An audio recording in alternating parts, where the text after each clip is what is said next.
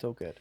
And we are live. Welcome to the Made in Dreams podcast, episode 43. I'm your host, Mighty Vicious, aka Will Johnson, just because I'm going to use my real name while professionals are around, okay? So we're joined as always and forever by my brother across the pond, Jamie James. And today is a long time coming. Joining us today are two of my favorite filmmakers in the game right now, Ian and Nelms. And yeah, Thanks you for may having know. us, man. Appreciate you having us. Hey, I'm so happy about this. For those that don't know, they directed Fatman, Small Town Crime. That's available now on Netflix. Night of the Dog, which we're going to get around to that. Lost on Purpose and Waffle Street. How are you guys doing today? We're good, man. We're good. Yeah, it's good to be sunny, here, guys. hot day here in LA. Yeah. Awesome. I used to know the good son of LA, but we're on a bit of a time limit today, so I want to jump straight into your origin story and then kick right into dreams before I explode into the art of filmmaking. So let's start the origin with a classic, either a Once Upon a Time or In a World. So I guess we could start with sort of our passion for film, right? I mean, we grew up in Woodlake, California, which is a subsidiary of Visalia, California, which is in like sort of the middle of California, where there's a lot of dairy farms and agriculture. And so movie making wasn't really a job, that people did. It was more like you're going to go into, being a mechanic or a teacher, or there was a lot of blue collar jobs there. And filmmaking, although there's definitely a very blue collar side of filmmaking. It wasn't. No one was talking about it. No one was doing it. There was nobody we knew that knew anybody even that was doing it. So, we watched these movies that magically came from Hollywood or wherever else, and they were just fun to watch, and we didn't even give it a second thought. But we did love movies. Growing up, we watched a ton of them. Rented out the local video store. There was nothing in there we hadn't seen. We started going to Spanish language titles because we'd seen everything that was in English that they had. It was a small place. It wasn't a Blockbuster. It was a small local joint, but we rented that joint out. And a couple of standout people for us were we were big Clint Eastwood fans. We'd seen all of his Westerns, the Leone Westerns and the Westerns that he had directed and starred in that were American. And our parents were, big collection. We were kids, and every 2 weeks you'd get a new Clint Eastwood classic from Warner Brothers that would, we'd wear those tapes out. But yeah, I think that the Eastwood catalog was a big influence on us. And then when we got older, in college, we were tearing into Paul Thomas Anderson and Tarantino and Then we got into those French New Wave films and everything else. Yeah, 70s movies. Hal Ashby. Right. You start hearing your heroes talk about certain films and filmmakers, and you start diving into those catalogs. So, and it wasn't until my senior year in college, I was in Cal State Bakersfield on a wrestling scholarship. I was an English major and a theater minor, and Esham was over in Kansas City on an art scholarship at the Kansas City Art Institute. And so we were half a country away from each other. And I remember one night I was watching like an up all night kind of IFC type thing, and it was The Real Blonde and Barfly were on. They played them back to back, and I hadn't seen either of them before. And I just fell in love with both of those films. And we were big fans of Predator and Aliens and Terminator, and the typical 80s 90s, children. Yeah. But it's sort of, it's morphed our perspective perspective seeing those two films. For the first time, you could see the craftsmanship in them, and there's something where Ian and I were like, oh man, we could go down to our local bar and shoot these scenes with our friends, and we were kind of blessed in that our dad is a professional photographer, and he had since retired, and I remember he would force Ian and I to go down and work in the lab every day, and we'd print pictures and we'd go to weddings and shoot the behind the scenes pictures and all that stuff. And Ian and I would be, we'd piss and moan about it. Oh, we hate this. We don't want to do this. And he'd be like, you're going to be using this your whole lives. And now he just laughs, because we'd sworn we'd never touch it. And now here we are, making movies and doing that. And he gets a real kick out of it. But we were like, oh, we could just take some of that old, video equipment out of the garage and go make something. And that's what we literally started doing. We just gaffled a bunch of my dad's equipment out of the garage. went down and started like reenacting scenes from The Big Lebowski in the local bowling alley, things that we loved, and like, we just started out emulating stuff, and then it gradually where we got, audacious enough to write our own material. We wrote some short films, and we would wake our friends up in the middle of the night and drive over and show them these, humble little short films that we were churning out. And we just got the bug and we took the plunge. I remember Ian was about ready to graduate Cal State Bakersfield. And I had since stepped away from art school. It wasn't for me. But we had found this love for cinema, and we were like, let's just take the plunge and let's go down to LA and see what happens. And honestly, it was kind of nerve wracking, but we were audacious enough to go down there and do it. And I remember like we lived in town about a year, and I was working at ArcLight Hollywood, a movie theater. Ian was working at Tony Roma's, a place for ribs. We were meeting all these fellow, bohemians and artisans and people that come out of film school, and we started just making renegade independent films. And I got rear-ended in a car accident. So fortunately, I'm handy with steel and wrenching on cars. So I repaired the car myself, and Ian and I took that money and we found a partner and we bought the DVX100 camera, which was cutting edge prosumer at the time.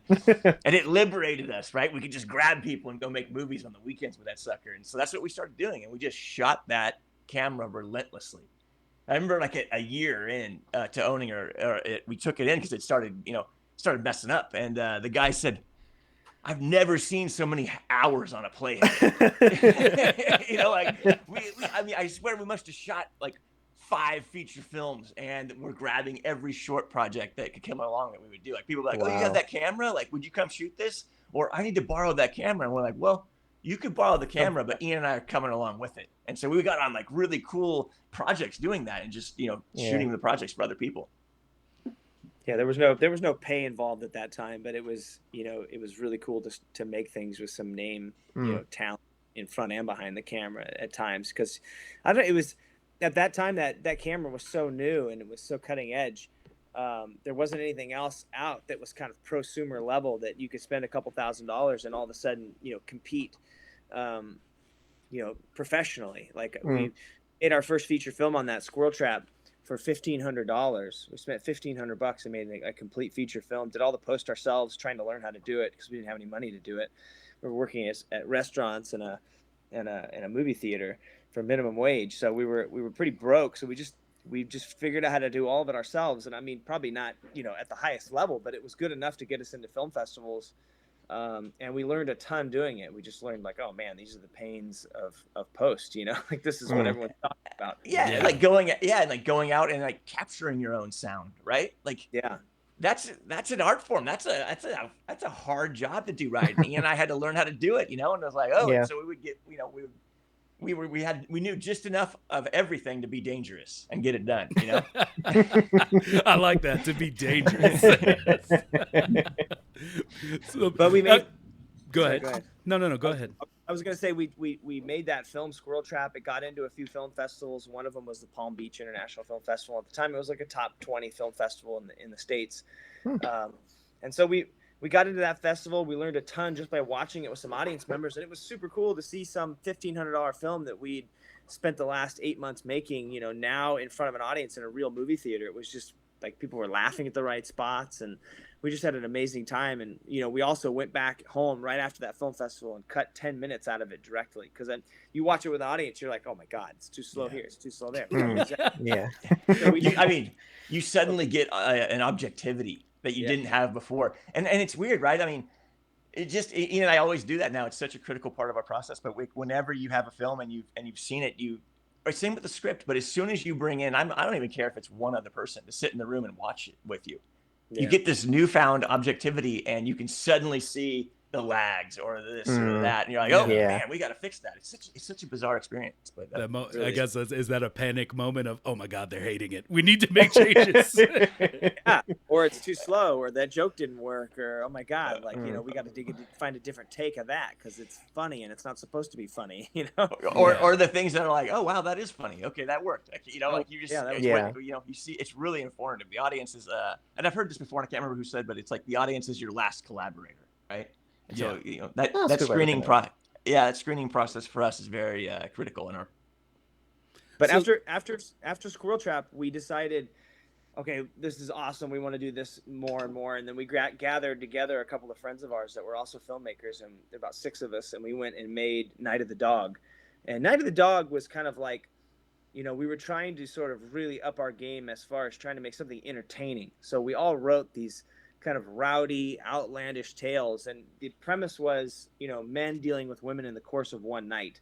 And The women always win. And the women always. So that was the beginning of because we had all been through relationships and all gotten our asses kicked, literally right around that same 6-month period. So everyone was, dealing with some failed relationships. So we were like, well, this is life. Men are just getting pounded by women. Like, it feels like that. Here's the premise. So we came up with this, premise, and then everybody wrote their own short that went in a million different directions.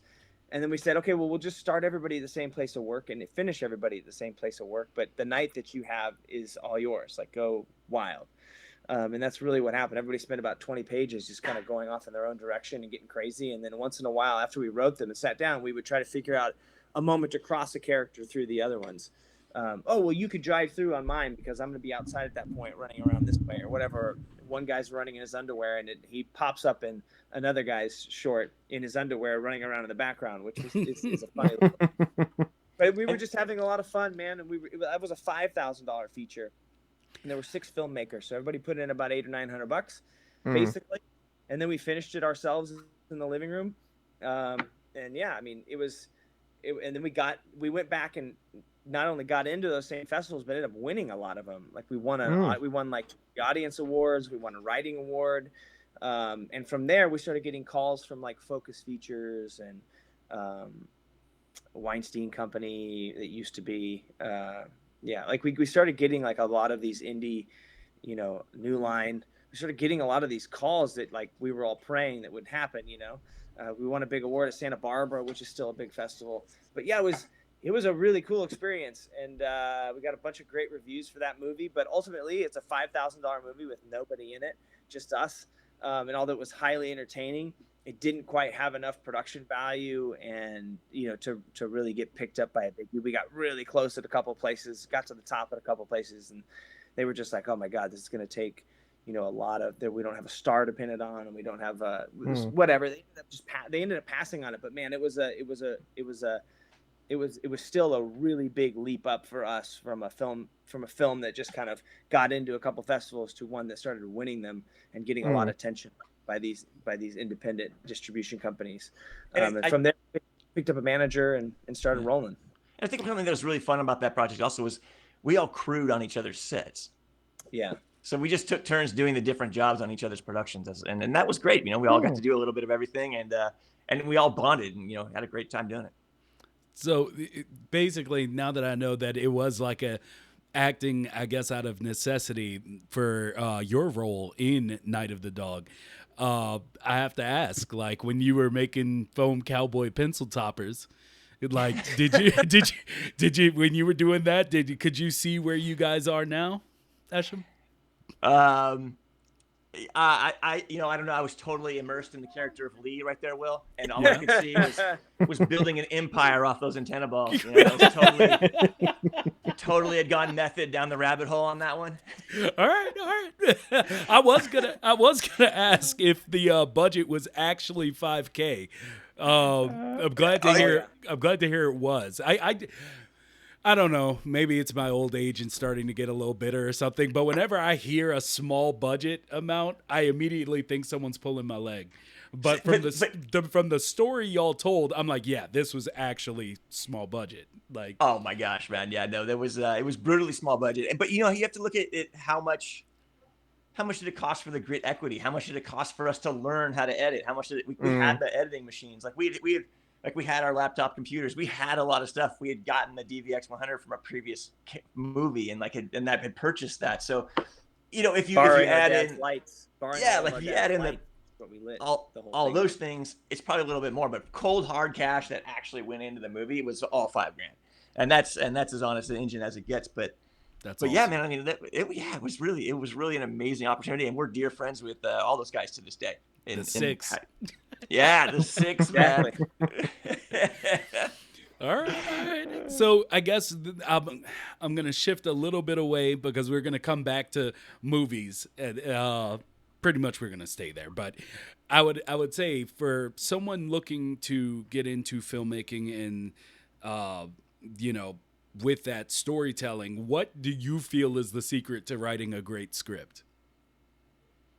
I think it's reading a lot of scripts and like watching a lot of movies and trying to figure out what story you want to tell. And then, I mean, I think there's a lot, right? I mean, the first scripts we wrote weren't very good. Yeah. I think if we look back and start talking about the premises of like, oh, okay, well, maybe we could now find a way to get into that premise that would make the script better, or layer those characters up that were cool, or hey, that action sequence was fun. Let's pull that out of there and use it somewhere else. Or that scene was awesome, had a lot of tension in it. I'd love to use that somewhere else. So there was great moments for sure. But as far as like telling a complete full meal, yeah, we probably weren't there yet. And it's just practice. You know, I feel like it's just grinding and practice and reading and letting people read it and give you notes, and then going back and being, oh yeah, shoot, I need that scene that does this, that does that gets me to this, you know, starting to really follow those character arcs and those story arcs.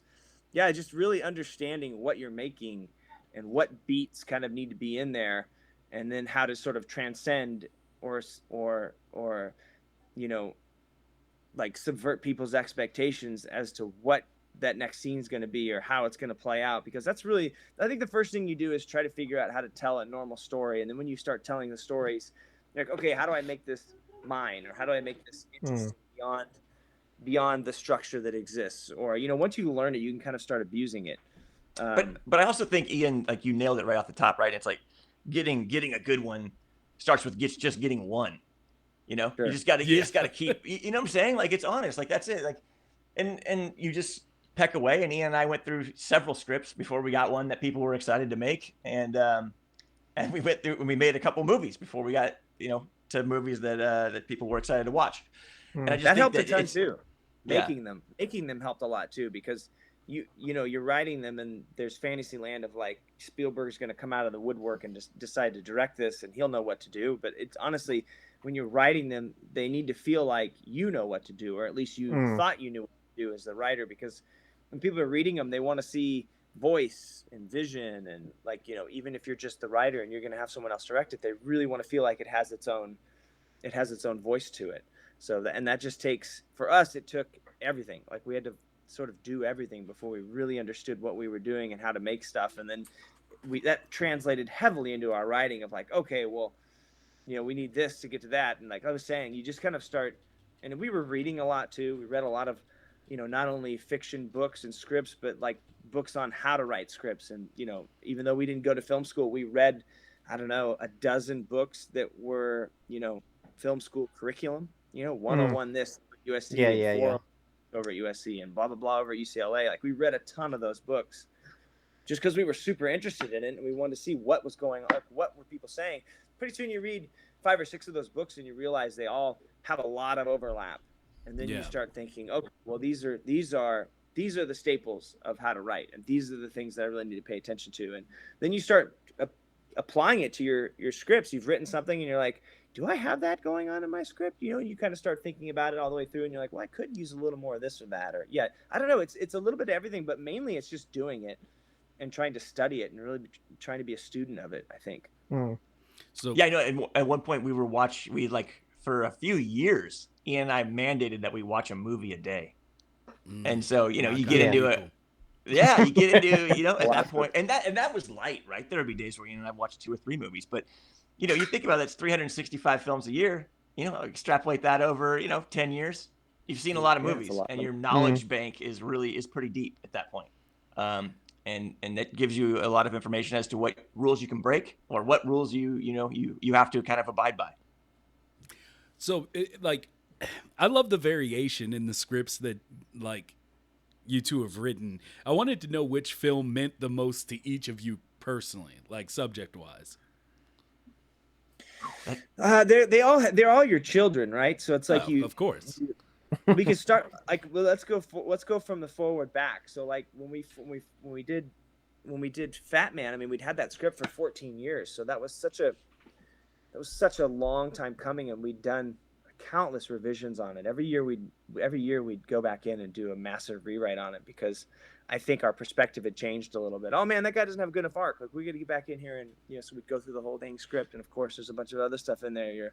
We're tearing out and rebuilding, and we did that for 14 years, and that script was getting attention as we were going around, but we'd go into meetings, they'd say, someone's going to make this, because we didn't have a track record of being able to sort of cross as many genres as we had going on in that film.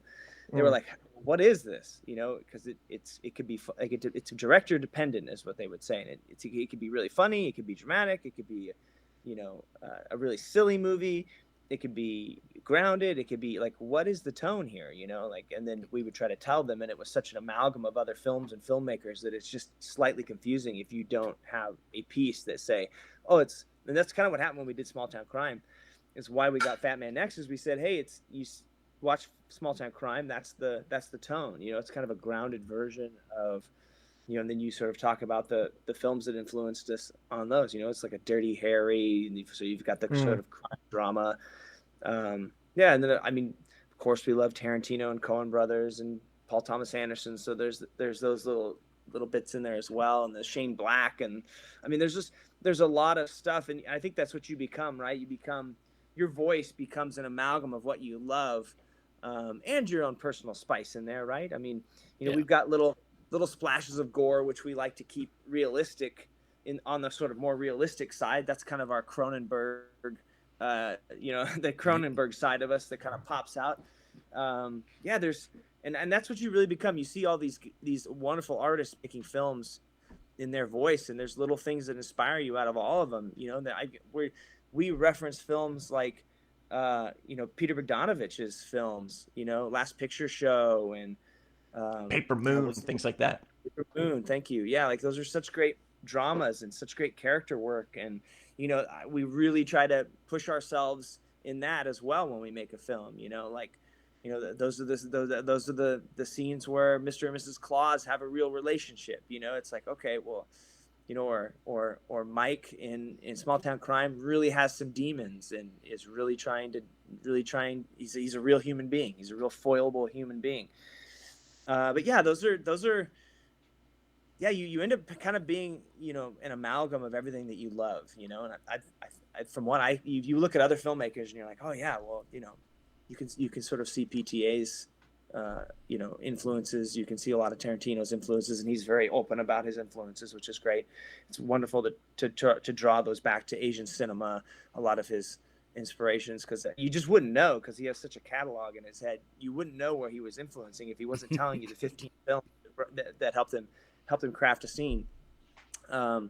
It's an interesting breakdown once you start kind of looking back and trying to be introspective. You're like, okay, where did this shit come from? So it's like, as at least I find, because you basically were telling me my life in the beginning there, where you were just like, we cleaned out the local movie store and all that. I was just like, oh yes, Max's video. That's it's like, exactly. But like, so when you've seen so many movies, like, at least I find it hard to tell people like, this is my favorite. It's like those lists mean nothing to me now. It's just like, I can tell you one I really like. So I'm guessing that's how you feel about your movies. It's just like, being that they're all so close to you, there is no real one that you can definitely say like, this, I guess, meant more. You can't, but every one of them has its own like lessons and, things you enjoy about it, things that were, trying and pushed you, and how you grew during those pictures. So that's kind of what. Something like Squirrel Trap, even, it was our first $1,500 movie, and I've got a lot of love for that movie, and the hardships and heartbreaks that went along with it, and all the wonderful things we learned while we're making it, and all the wonderful people that we worked with on it. Same with Night of the Dog. Lost on Purpose was a big jump up for us as far as budget and working with a 30-person crew. Yeah. We'd finally, because Night of the Dog was 5 people. It was just the 6 of us, and the director. So you had 5 people on your crew. And then in Squirrel Trap was 3 of us. It was me, Esham, and my dad, and that was it. That was the crew. Eshram and I were either holding camera or mic, and our dad was using a flashlight and some Coleman lanterns and a bounce card, from Walmart. Awesome. So it was like that's all. We lit that whole film like that. We had a bunch of night scenes in it too, which is crazy, out in the wilderness with no electricity. So we had a lot of driving back and forth to get batteries, and so that was rough, man. We were shot in right on the edge of a national park, so there was no electricity anywhere. So I mean, and then and then you Waffle Street. you get to Lost on Purpose, Waffle and it's Street, like the Lost first on 30 person crew that we'd ever gotten to collaborate with. It was amazing, and that was a huge game changer for us, and what all those collaborators could do to elevate your pictures. You're just like, oh wow, this is a truly collaborative medium, and all these artisans come forward to work together and create this piece of work. It's amazing. That was the first time we worked with Johnny Durango on a feature, our DP, and he was an amazing addition as far as the look. Like, you just see the stuff we were DPing before that, and you see the stuff that Johnny's DPing, and you just see a massive jump in production value and professionalism. And then when we did Waffle Street, that was something that came right out of good. Thanks, man. It was something that came right out of Lost on Purpose, in that we did the festival circuit with Lost on Purpose, and then someone came to us and said, hey, I have a book, I have a script, it's like a $20 million script, and I only have $500,000. Like, can you guys read it? I saw what you did for Lost on Purpose for $200,000. Can you read this and see if there's a way in for you guys? So we read the script, we read the book, and we said, okay, look, there's a lot of great stuff in both, but yes, this is a $20 million rom-com, the script that she had written, and here's what we would do to sort of take it back to a $500,000 film. And she said, okay, go for it. And she liked our pitch. She and the other producers liked our pitch. So we took her script, turned it into like a $500,000 script, and came back and said, hey, here's how we would shoot this to make it a $500,000 script. Because we'd shot 2 no budget films basically, and 1 $200,000 film. So having $500,000 was a big deal for us. Like, oh my God, I can't believe we actually have a budget to work with. Yeah. And we're not footing the bill. So that one was an amazing experience. We got to work with producers that we ended up doing Small Town Crime with. Out of that, we got Small Town Crime. So I will say, there's like that adage in Hollywood. It's like, never spend your own money on a movie, right? Like, you've heard that. Yes. Right. Everyone says that. Everyone preaches that, right? Never put your own money into your movie. Well, it's like, you'll never make a movie otherwise. I hate to break it to you, but in the beginning, you're the only one that wants to give you money to make a movie. That's going to be 99% of it. So you better get real comfortable with the idea of putting your own coins in that purse. Yeah. Yeah. So, but I mean, go ahead. I was just gonna say, yeah. I mean, like, your experience with filmmaking, like through the history of what you guys have been doing, how you said, like, you need to just start making films, to start learning what it takes to make films. It's so relative to dreams, and with people making games, music, or films for that matter, so many people that are in the dreams community have come in with zero prior experience. They just want to jump in and try it. And we've interviewed so many people that have just jumped in and started making these terrible games to begin with, but from those terrible games, they've learned huge experience, and they've gone on to then collaborate with massive teams and then make a massive productive game in Dreams. And it's just so cool to see that your life experience is so identical to, everybody in this community that we're a part of, and their journey into developing their own media.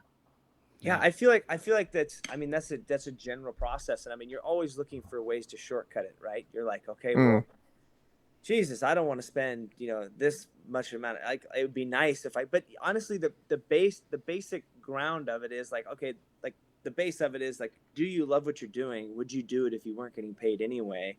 And if all those answers are yes, then have fun. Like, don't beat yourself up that you're not, Paul Thomas Anderson at 23, Exactly. People had a different trajectory, and a buddy of ours kept saying this wonderful phrase, your own personal velocity. Your own personal velocity. And he's right. I mean, everyone's got their own personal velocity, It's like, there was the filmmaker who made The Sessions with John Hawkes and Helen Hunt. I don't know if you've ever seen that. Yes, I've seen Beautiful film. Beautiful. That guy was like 70 years old when he made that.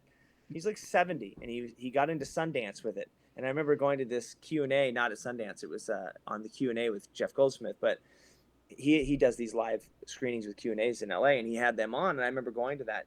And, he was like, oh, my wife and I. He's like, he was a 70-year-old guy, his 70-year-old wife. He has polio. I mean, it was crazy. Like, I mean, it was just like, He's like, yeah, I was the only guy over, over 50 that was having a first film at Sundance or whatever. I mean, it was hysterical. And he was like, I was the old man of the group or whatever. But he made this amazing film for like $1 million. Like he made that film for $1 million. Like that's ridiculous. And it's a beautiful film. Yeah. Yeah, I like it's just that guy's Personal Velocity. He'd made stuff before that, but that was the first thing that really leapt off, and he was like 70 years old. So like that's the one beautiful thing about making films or making art, right? Is that you can do it until you don't have any breath left in you. Whereas if you're playing sports or like there's a time limit on what your body can handle. Yeah. I mean, we're always trying to push that back. You got Tom Brady out there, still rocking at 44 or whatever, but it's like, that's such a small amount of people that, have the genes and have the longevity to pull something off like that. So the one thing about filmmaking that's wonderful is that you can just keep doing it, man. Yeah. There's no expiration date. Exactly. So I'm going to take this moment to go back to when you were saying that it's like your first time having an actual crew. Like one of the biggest correlations between, I guess, dreams and filmmaking seems to be like the teamwork and what it seems to be like to have to hold together a whole crew for a singular vision. Like, so I guess how hard is that? Because I always feel like when, as they always say, no one sets out to make a bad film. But also, I believe movie magic is the fact that you have so many working pieces, yet they're all trying to pull off this one vision, and anything going wrong can kind of shift the whole balance of I guess the film as a whole. But how do you keep a team together and cohesive through that process? Well, I feel like it starts with the hiring process. It starts with the hiring process, right? I mean, you interview 5 or 6 people for a job, or 10 people for a job sometimes if it's a really sought after job, and you try to pick the people who really understand what you're going after, right? I mean, there's definitely like a captain of the ship creatively, and usually that's the director. And if it's the writer director, guy who sort of thought of it in his head and then is now trying to bring it out, he definitely definitely has a vision or an idea of how they see it. And you just want to try to get those collaborators that are as close as possible. And it's not always easy, right? I mean, sometimes, you need, you want Conrad Hall or Deakins, and you gotta take who you can get or whatever. I mean, we were really fortunate in that Johnny Durango matches up with us, in the 90 some odd percentiles of what we like and what he likes, and he's incredibly talented. So we really lucked out there. But sometimes I also think it's like we're looking for a certain, and depending on each picture, we're looking for a certain type of person, and so if you want to look at like every time, right, it really doesn't matter if it's a more higher budgeted film or a lower budgeted film, but it's like what person is tenaciously hungry and has something to prove, and that's kind of our ideal sweet spot for someone. Huh. And even it doesn't matter where they are at in their career, really. Are they, have they done 1 million movies and are, this is their 100th show, but yet they're still tenacious and have something to prove? Okay, that's awesome. Are they brand new to the game and are looking to break in and put in that extra effort? Like, okay, great, let's talk to that. It doesn't really matter for us where they're at or who they are. It's just if they have that ingredient for us.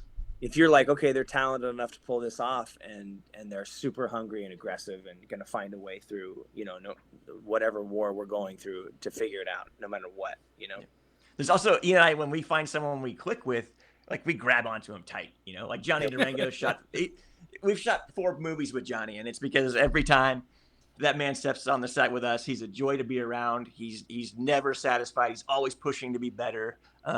And like I said, he's just a great guy on and off the set and is immensely talented. So it's just like, that's a sweet spot for us, right? Like, yeah. We love hanging out with that guy and we love working with that guy. So he's our guy. It's hard to beat that. So I made a rundown video from Dreamer submissions that I received introducing you guys to Dreams and some of its creators. Is it surprising to you to see the level of quality made with a quote unquote video game? Absolutely. No, it's beautiful.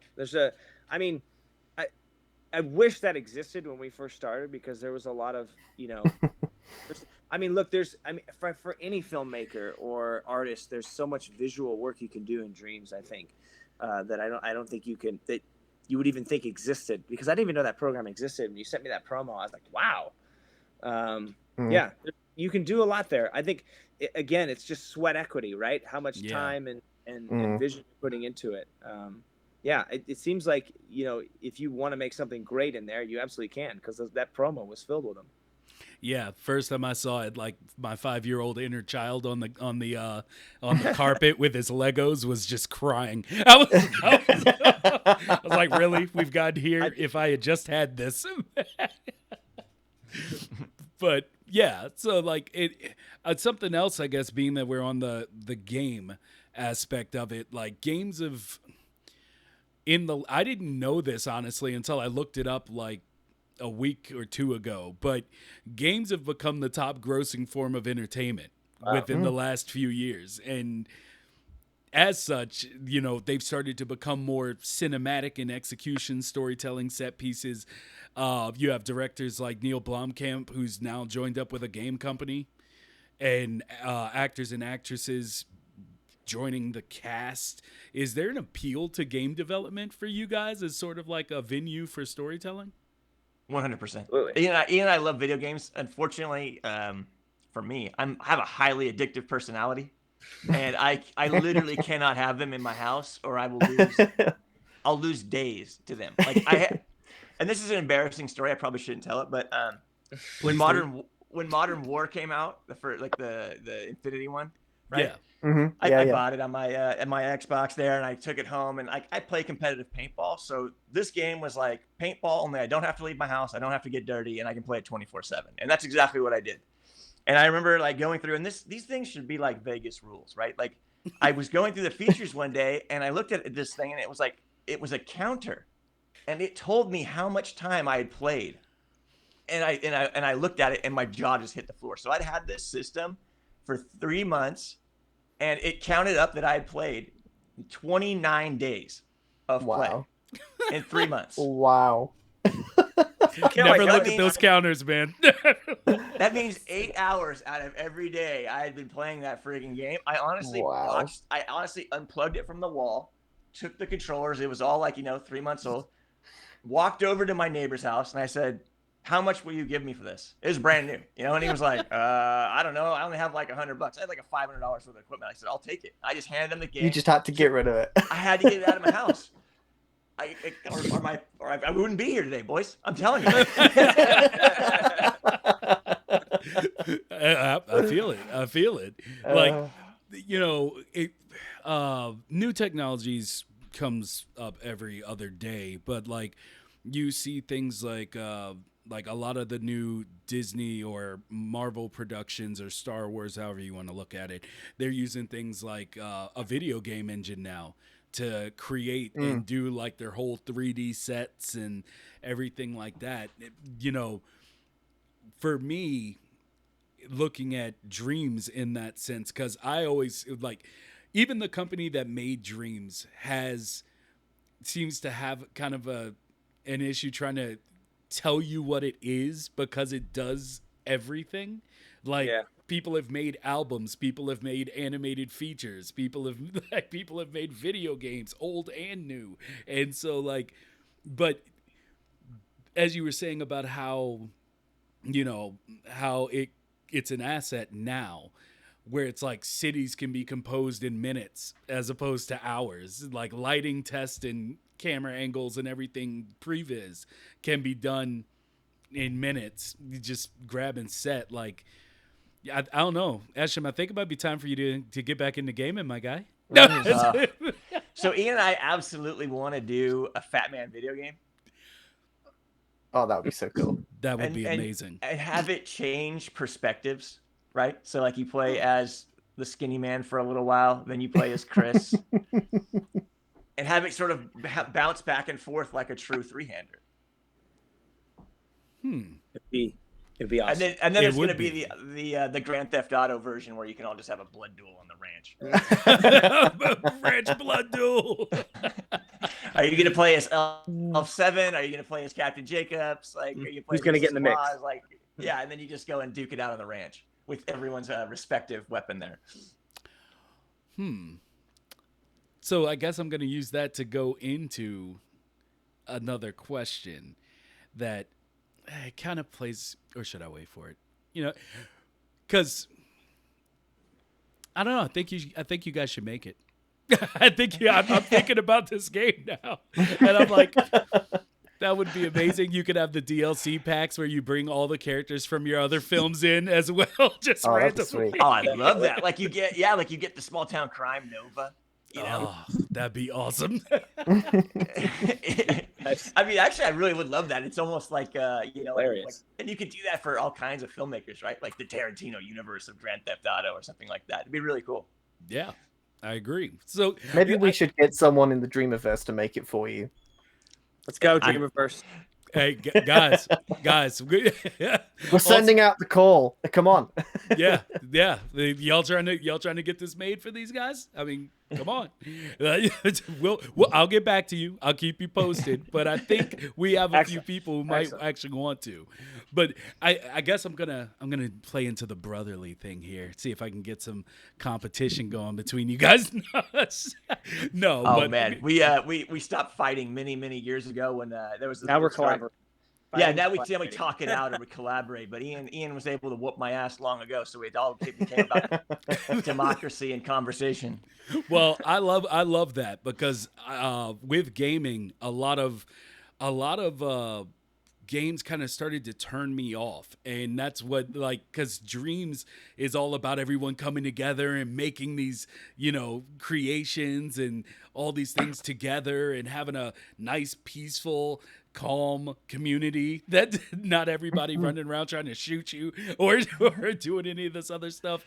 But so I'm not really gonna go at the competition angle, but more so I wanted to know, like, what's the dichotomy of the brotherly relationship within filmmaking? Like, do each of you have a strong suit that the other shores up, or weakness that the other shores up, or like one handle business and the money and the other person's like, just leave me alone with the scripts, okay? Like, is there anything like that? Oh, for sure. I mean, look, I think over the years, Ian and I have become more and more dysfunctionally codependent. So like, if we hand off, each of us has our own sort of like, we both enjoy a lot of things, but then there are things that like the other one just has a natural propensity for and is thrives in, and so those jobs are just handed off at this point. Like, we don't have time to like become the best whatever. It's like, hey, let's focus on the skills that we have and let the other person handle. Well, I feel like there's definitely that handoff process, but I definitely feel like we're both getting better at what the other one's good at as well, just by immersing yourself in it, and we're constantly talking about it, we're constantly working on it, and it's like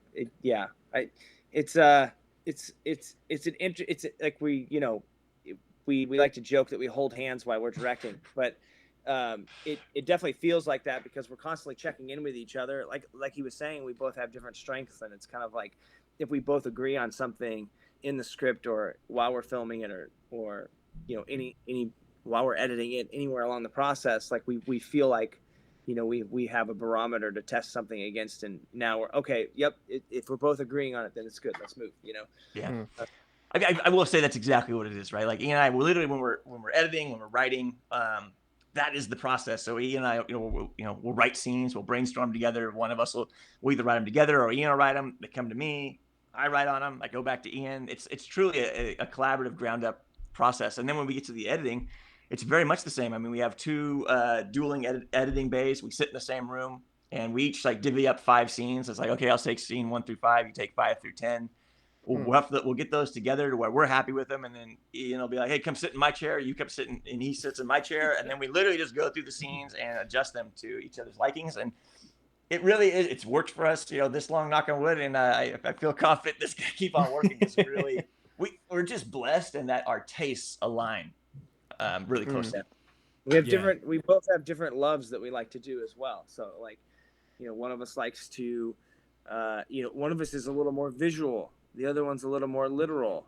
And that doesn't mean the other one can't spell and the other one can't see light and colors, but you know what I mean? There's a spectrum there. We both have love for those other forms as well, but it really is kind of like, okay, like the real magic happens for me in the brainstorming process, and I think Esh could probably agree with that, because no matter what either of us put down on paper, it comes out of that brainstorming session. And then if one of us gets stuck, we go brainstorm again, and then it keeps moving. And what's on the paper, no matter who wrote it, is what we brainstormed to a certain degree. It's with funny. that twist on it. Yeah, because people will be like, rewritten by the other person. Yeah, because people will be like, well, who wrote that? And we'll look at each other, and honest to God, we have no idea. I go, I can't remember. Did you write that or did I write that? Because I don't remember. With the exception of a few lines here or there. Because once in a while, there's a line that one of us will get super passionate about, and that's kind of how we judge it. If someone's super passionate about it, we let it go. If the other person's not really getting it. Because I can't even tell you how many times we've made something and one of us has been super passionate about one line in the damn thing that the other one didn't like or thought was, melodramatic or silly or stupid or didn't work or too on the nose or whatever the other person had a problem with. That line will get pointed at and people will be like, I loved that line when he or she said this, and the other person's like, okay, yeah, like you had, when that person has a vision for it, you have to let them run with it, because there's usually it's probably a strong moment that you just can't see, Yeah. Or it'll literally take like acting it out. Be like, oh, that line's no good. And in the end, will be like, well, what if it was like this? And he'll like do a line reading for me. I'm like, well, if it was like that, yeah, I think that's pretty good. Actually, put that down. And I'm no thespian. So, I don't know how much time we have left with you guys, and give us a heads up if you're like, hey, I gotta go in a bit. I probably have to go in like 5 minutes, only because my wife has to leave, and she gave me till 1, so I know she's probably up there pacing around wondering. Oh no! All right, probably 5 minutes. Okay, let's wrap this up going. then. Yeah, so. Heard through the grapevine that both of you are G.I. Joe fans, and I was wondering if you're excited about the Snake Eyes film or if you'd be interested in doing a G.I. Joe film. We would totally do a G.I. Joe film in a heartbeat. Big fans. We had G.I. Joe wars that lasted days, like where we would set up our G.I. Joe wars, fight each other, and just go for days with different scenarios that were happening. And you had the big battle set up, and then there would be all these little happenings inside of the giant battle that would take days to work out. And it was so amazing to think back on that time and realize like how much of our cinematic muscles we were flexing then, because there'd be like little scenes and vignettes within the battle, and then you'd be cutting back and forth to different encounters on the field. It's really interesting to think about that and how we were literally directing movies. You're like, while that was happening, now let's go over here. This was happening over here, Yeah. War Pig was having a fight with, with Blizzard. Yeah. Blizzard, yeah. It was awesome. It was really awesome. So next, actually, Esham, if you wanted to jump in on that, or I don't know if he was answering for you as well. The G.I. Joes? Oh man, no, I think I have an utter reverence for them. I haven't been keeping up with the Snake Eyes movie, but I'm sure I'll watch it. I've watched the other ones, and it looks pretty good. I watched the trailer. It looks pretty good. I've seen a lot of promo stuff for it. It looks pretty damn good. All right. So next, I guess, because everybody has to be asked this, and I'm never going to have a chance to ask anybody else. But yeah, but if Marvel or DC reached out to you today and said, take a pick, hero or villain, like which character would you tackle as like as a character, I guess, for a film? Punisher. Ooh. Nice. I'd watch that. Yeah. I think there's also there's something interesting about like Booster Gold too. Oh my God, guys! You have heard me talk about Booster Gold. You have heard me bring Booster. He's got a great backstory. Booster Gold. He's got a really great backstory. It's hilarious. I really respond to the like the Batmans, the heroes that are everyday people that have been put in this extraordinary circumstance that aren't. Look, I think it's tough with Superman, right? Because he can only die like one way, essentially. And those are the sort of ones that are hard, right? That don't have any, that kind of lose their humanity through being invincible. When there's not a human level of vulnerability to a character, it gets a little sketched for us, But I mean, look, they did a great job with Logan. You watch that movie, and Logan's fantastic. Yeah. Fantastic movie. They did a really great job on that. So you felt all the vulnerabilities, and you got to watch. You also got to watch Wolverine go out and just slaughter hundreds of people. Yes. Yes. But I think for us, it's always going to be a little bit of a noir element in there, right? Like put a normal person, or as normal as you can make a superhero, into an extraordinary circumstance. My favorite. Yeah, in that video that I sent you, because I had never used any type of real CG program or anything, because that I went to school for painting, printmaking, art, and English. So, like, but that last thing in that video for A Good Place to Die is actually a film script that I started, and I was like, I want to see how this works and if I can learn dreams well enough to do anything that looks good. But That's yes, amazing. noir is definitely, I love it. Anyway, so that's the 5 minutes, and I don't want to overstay. I have tons of questions more that, like I said, I have like 3-4 pages of questions here that I plan to get to, but I hope we can have you guys Let's back. do it again. Let's do it again. Yes, definitely. We'll do Volume 2. Let's do volume 2, gents. Yes, I love it. I love it. Well, thank you for your time, and for answering our questions, and for taking a look at the work that I gave you from the Dreams creators. It means a lot to me and to them. So Thank you so much. And Thank you. let's hit it up again. Let's do it again. We'll get to that round 2, that other side of there. Awesome. Well, everybody that joined us, I'm going to go ahead and send y'all over to someone else doing Dreams, and we'll catch up with you in a bit. Later. Thanks, champions. Thanks. Thank you, guys. Thanks.